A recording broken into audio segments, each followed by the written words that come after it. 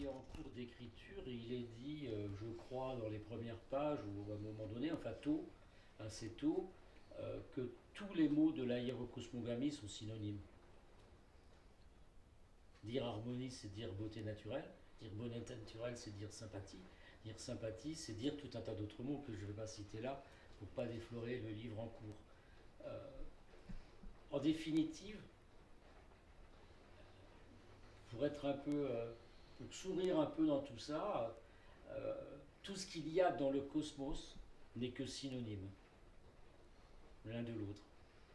Une montagne, la mer, une galaxie, le ciel, une étoile, une maison, un lézard, tout ça, en définitive, sont tous synonymes l'un de l'autre. Mais vu, il faut le dire, là, pour être sérieux avec les gens qui regardent et qui écoutent, vu d'une certaine fenêtre à un certain étage de l'immeuble spirituel. Évidemment, pas du rez-de-chaussée. Celui qui l'a est sur le rez-de-chaussée, et il n'y a aucun jugement là-dedans, puisque c'est déterminé, euh, ne peut pas entendre et comprendre ce qui vient d'être dit. Il va falloir qu'il y ait l'accès à un étage un peu supérieur pour que quand il arrive à la fenêtre et qu'il regarde, qu'il voit autre chose que ce qu'il voyait euh, au rez-de-chaussée, qui était vrai, qui était juste. Mais la vérité du rez-de-chaussée, la justesse du rez-de-chaussée n'est pas celle du premier étage, et la justesse du premier étage n'est pas celle du cinquième étage. Mais toutes sont vraies au moment où elles sont vécues. Donc tout doit être vécu avec gravité, profondeur. Toutes les étapes, parce qu'il faut les user. Il faut user. Et si, pour prendre cet exemple simpliste de l'immeuble, euh, si tu visites pas complètement le premier étage, tu n'entendras jamais le bruit du deuxième étage qui te fait dire je peux m'élever. Tu n'entendras rien au fond de toi. Si tu visites pas tout ce que tu es psychiquement, donc au premier étage, tout, je dis bien, tout, alors tu vas entendre un son dans l'image, dans l'analogie de l'immeuble, c'est un bruit au-dessus qui te dit mais il y a un étage au-dessus.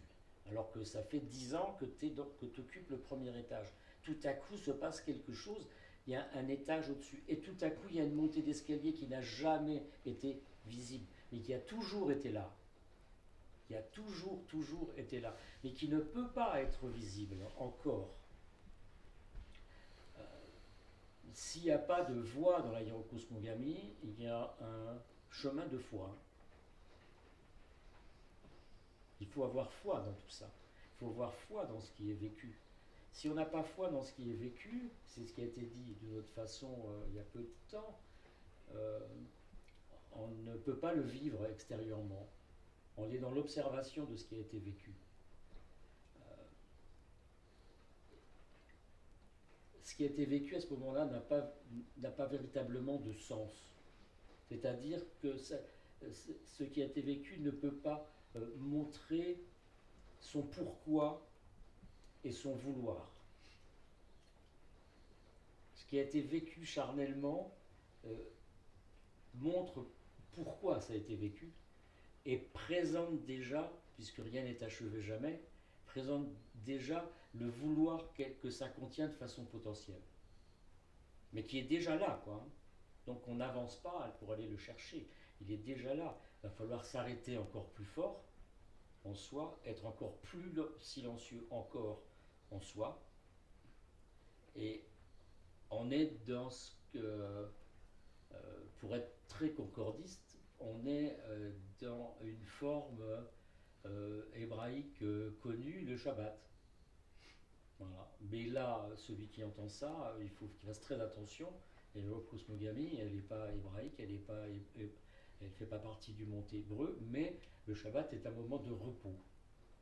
De repos. Et il faut pour le comprendre, l'étudier vraiment en profondeur et pas seulement sourire parce que ce jour-là, ils n'ont pas le droit d'appuyer sur un interrupteur. C'est plus complexe que ça et plus sérieux que ça, quand même, le Shabbat. Donc il y a tout à coup une forme de Shabbat, de repos au fond de soi, où on s'assoit encore plus au fond de soi. Vous connaissez tous une personne qui dit s'asseoir sur son trône. S'asseoir sur son trône intérieur, s'asseoir en soi.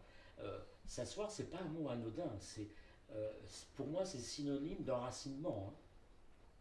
S'asseoir en soi, devenir lourd en soi, devenir lourd, parce que ce qui a été vécu et personne ne peut te l'enlever et que jamais tu vas douter de ce que tu as vécu parce que l'autre te dit le contraire.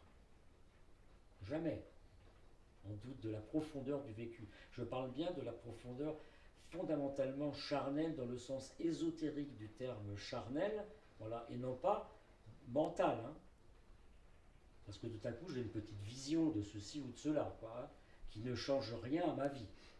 Donc ça veut bien dire que c'est pas du tout charnélisé, comme on dit chez nous. C'est pas du tout charnélisé, parce que sinon ça change. Hein. La vie change. C'est une mentalisation qui donne des effets, J'ai rien contre ça, mais on ne mélange pas les torchons et les serviettes à ce moment-là.